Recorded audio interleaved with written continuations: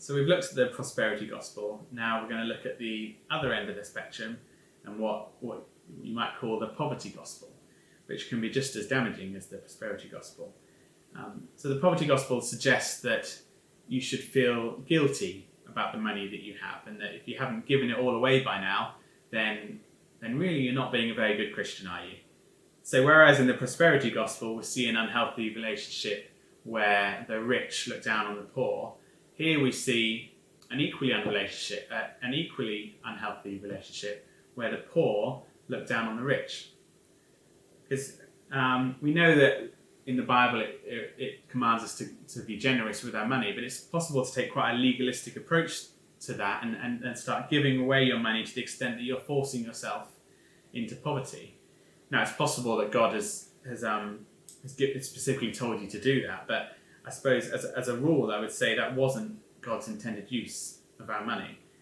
Giving like this is unlikely to be a pleasant experience, and it means that your giving is going to come from a place of guilt and of misery and of pain, and that's not how God commands us to give. That Paul writes in Corinthians 9 that each of you should give what you have decided in your heart to give, not reluctantly or under compulsion, for God loves a cheerful giver.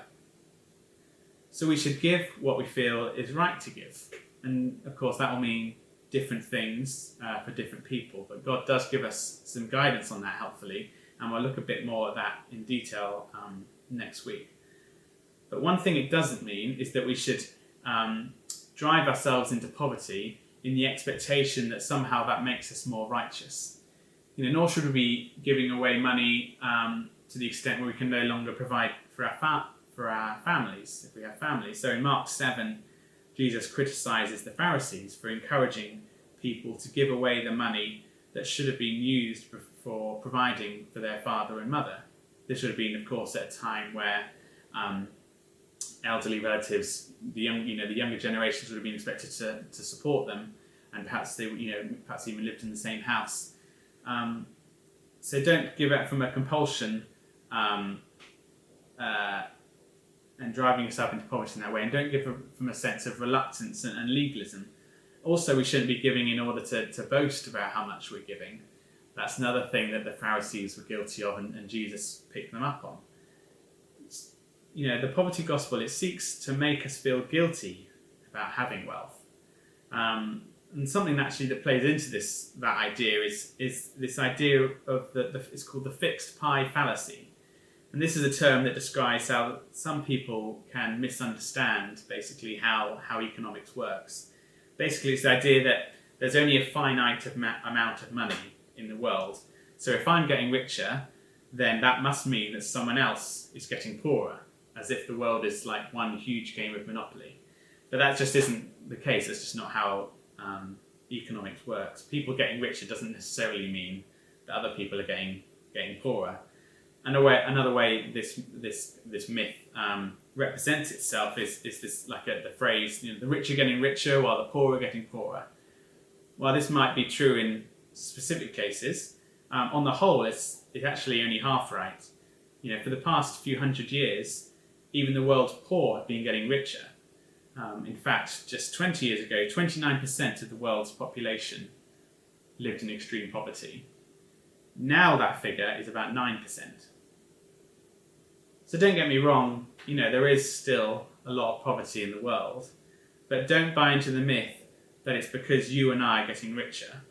We know the world needs rich Christians who use their money wisely, that they are not the cause of the poverty, but they can be part of the solution. So if you're getting richer, that isn't a cause for guilt. It may, however, be a prompt to think again about how you're using your finances. As your income grows, you might have more decisions to make and more opportunities to think about how you can use that money to bless others. In Luke 16, there's this strange parable that Jesus tells about the shrewd manager. In the parable, there's a rich man who is unhappy with the man who's managing his accounts. So the rich man tells him to sort of show his accounts because he's about to fire him. So the manager's worried. He knows he's about to get fired, and he doesn't know how he's going to get another job after this one. So what he does is he comes up with this cunning plan. He decides he's going to go around all the people who owe his boss money and slash their debt, in the hope that, showing their some sort of kindness in this way could perhaps help him get a job, after he's fired. Now, the master in this story, instead of being angry as you might expect at being ripped off by this manager, instead he commends him. Jesus says in verse 8 and 9, "The master commended the dishonest manager because he had acted shrewdly. For the people of this world are more shrewd in dealing with their own kind than are the people of the light. I tell you, use worldly wealth to gain friends for yourselves, so that when it is gone, you will be welcomed into eternal dwellings." So there's a lot of debate about this verse. It's a bit of a strange one, but what it seems to be saying is that we shouldn't leave it to non-Christians to manage our finances well.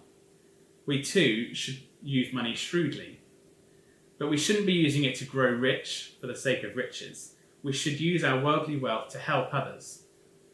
This is not only a sign of our devotion to God, but also by blessing others, we may also help to bring them closer to God, and so that we will also one day meet them in eternal dwellings.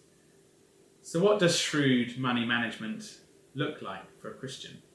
Well, this is something we'll explore in more detail next week, but essentially it means following the biblical principle of stewardship, and that's what we'll explore in the final video in this mini-series. So do please click on my hand again to click on that, please.